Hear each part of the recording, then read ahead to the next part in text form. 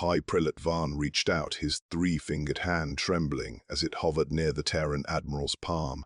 It was the panicked handshake of a dying empire. Varn forced a smile, the kind of sharp-toothed expression that usually signaled dominance among the Triarchy, but here, in the shadow of the human's orbital command center, it felt like a plea. He looked into the Admiral's eyes, flat, steady, and terrifyingly calm, and realized the Triarchy hadn't come here to negotiate a border. They had come to be measured for a casket. 6 months ago, the Triarchy scouts had returned from the Glimmer Reach with reports of a soft bipedal species. The data suggested a culture preoccupied with art and internal trade, primitive, defenseless.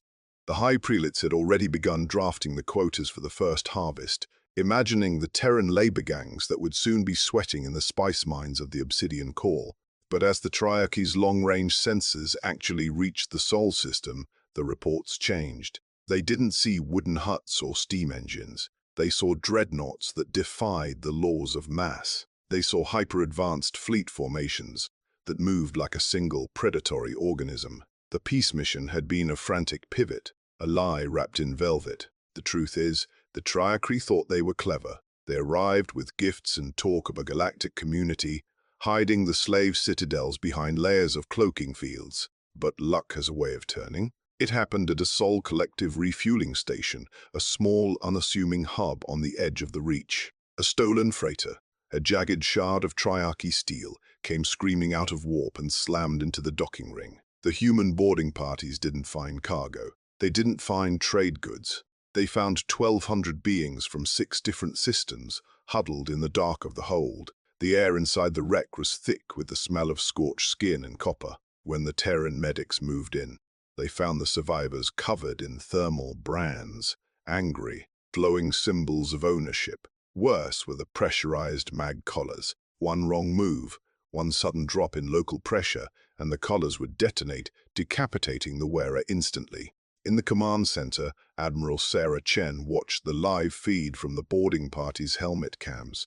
She didn't scream, she didn't even raise her voice. She simply looked at the Triarchy's diplomatic claims on her screen, then at the black box data pulled from the freighter's computer. The freighter's logs detailed the mass harvesting plans for Earth. The shift in the room was physical. The hum of the station's engine seemed to drop an octave, becoming a low, vibrating growl. Ironically, the Triarchy diplomats were still in the banquet hall when the mobilization order went out. They were still sipping wine and talking about mutual prosperity, while the human railgun platforms were being calibrated. The peace treaty was being written over the sound of clicking shackles. Not the ones on the slaves, but the ones the humans were preparing for the High Prelates. Varn looked at the Admiral now, his hand finally meeting hers. Her grip was like a vise, cold, final. He could feel the vibration of the station through the floorboards, a rhythmic thudding that sounded like a giant heart beginning to beat. He realized then that the Triarchy had made a fatal mistake. They had mistaken human kindness for weakness and human patience for a lack of resolve. And now, the silence was over. The first slug didn't scream. It didn't have to. It traveled at a fraction of the speed of light, a solid mass of tungsten carbide that ignored the Triarchy's invincible kinetic shields, as if they were nothing more than a suggestion. On the capital world of Oryx, the sky didn't turn red. It simply vanished behind a wall of white heat. One moment, the High Prelates were watching the sensors, waiting for their armada to engage. The next, the flagship was a cloud of expanding gas and ionized metal. It was the start of the 6-month silence where 3 gods fell. The Sol Collective didn't send messages. They didn't issue ultimatums. They simply fired. Admiral Chen stood on the bridge of the dreadnought Resolute, her eyes fixed on the tactical overlay. The Void Shatter offensive was a masterpiece of cold, mathematical fury. Human railgun platforms, positioned light hours away, were dismantling the Triarchy's infrastructure with terrifying precision. There was no glory in it. No dogfights. Just the rhythmic thrum-thrum-thrum of the magnetic coils and the distant, silent flowering of debris. It turned out that the ancient power of the Triarchy was built on a foundation of terror, not technology.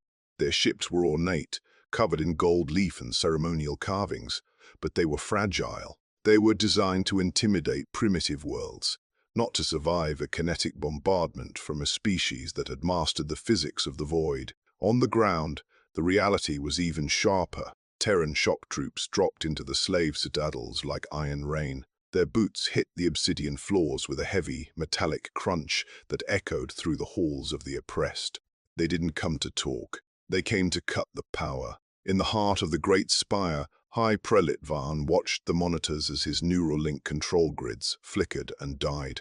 He felt the phantom pain of 1,000,000 disconnected minds, the slaves he had owned for decades, suddenly becoming ghosts in his machine. He looked up just as the heavy blast doors buckled. A human soldier stepped through the smoke, visor dark and impassive. The soldier didn't use a weapon. He simply reached out and grabbed Varn by the throat, physically lifting the god off his throne. The silence that followed was the sound of 1,000,000,000 collars clicking open at once. Truth is, the war was over before it began. The Triarchy's military was liquidated within a single standard window. Their ships were recycled into scrap, their palaces converted into medical bays, and their high prelates processed through the very legal systems they had spent centuries mocking. Ironically, the most dangerous part of the entire campaign wasn't the fighting. It was the aftermath, the slow, agonizing process of returning millions of broken, branded beings to worlds they barely remembered. Admiral Chen spent nights watching the shuttles depart, her face illuminated by the soft glow of the medical monitors. She saw the way a mother from a distant star system gripped the hand of a Terran nurse. She saw the way the survivors looked at the sky, no longer afraid of what might descend from the stars. The Soul Collective didn't stay to rule. They didn't want the territory. Instead, they built a permanent sentinel gate at the center of the Glimmer Reach. It was a massive, silent ring of cold steel, devoid of any decoration or prideful inscriptions. It carried only a single message, broadcast on every frequency to any civilization that might be listening. We are watching. It was a warning written in the language of absolute power. And in the Reach, for the first time in an eternity, the stars were quiet and safe.